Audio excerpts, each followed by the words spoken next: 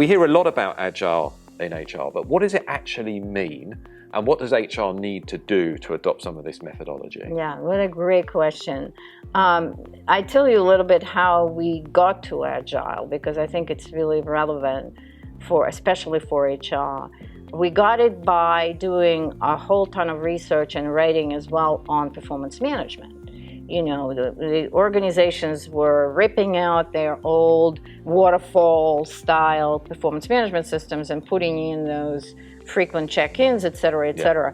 What was really interesting to me coming into that space was that very few organizations realized that they were just responding to the Agile methodology that was already introduced across the organization. They just felt, you know, if you talk to Donna Morris from Adobe, who kind of made a big splash in the newspaper saying we're changing our performance management system, and kind of that became the trigger.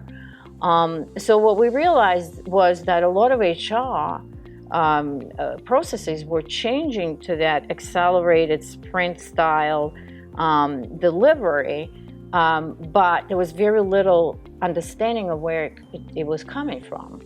And so looking at, you know, again, performance management and then some other processes that were beginning to align with a much more incremental, iterative way of working, we realized that definitely it has to do with the digitization of HR.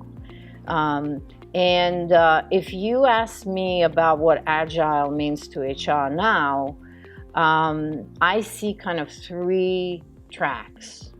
First of all, and that's sort of outside of those three tracks, I think a lot of people use HR metaphorically. They don't really understand that there's a specific methodology that is associated with it, and there are some tools that are enabling agility in organizations that need to be introduced before we even start talking about agility. So agility for organizations and HR means a lot more than just being nimble and responsive, whatever it means to different people, right?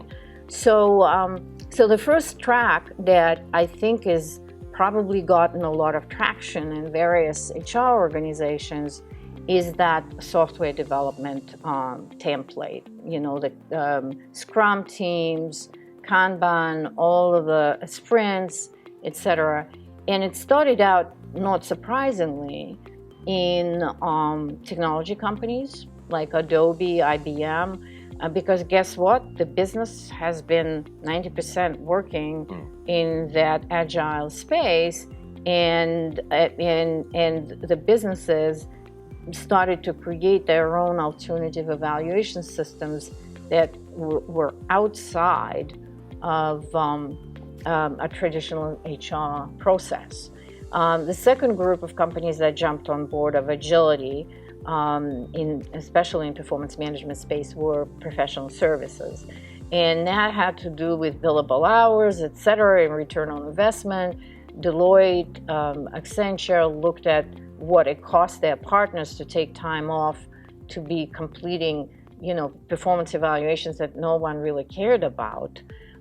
So all of that kind of started in that space. And I feel that in terms of where different industries are on agility, it probably are still technology companies that leading, and financial services are kind of second, following them. So the second track, so the first track is agility through kind of digitization and software. The second, and it's more up and coming, I haven't seen, outside of individual examples, a kind of a wholesale introduction of ONA technology, organizational network analysis, because I think that's kind of a systemic view of how organizations really work, in understanding where points of accelerations are, who the people are who are really enablers of that speedy delivery, and it all has to do with change management. How do we accelerate change? So I think that's the second kind of track where you can take agility. And the third one I find has to do with design.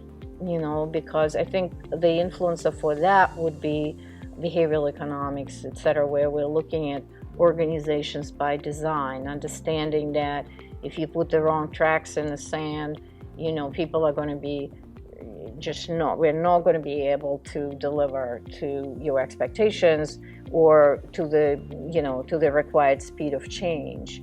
And a lot of it has to do with org design. Yeah. So I think those three are the elements. And when and I probably should write something, volume 2 on Agile HR and see where the opportunities are.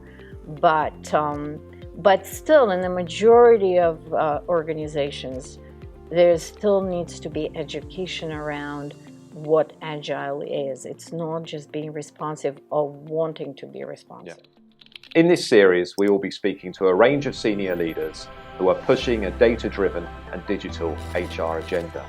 Make sure that you subscribe via your podcast app of choice and also via our YouTube channel for free and regular interviews with the digital HR leaders of the future.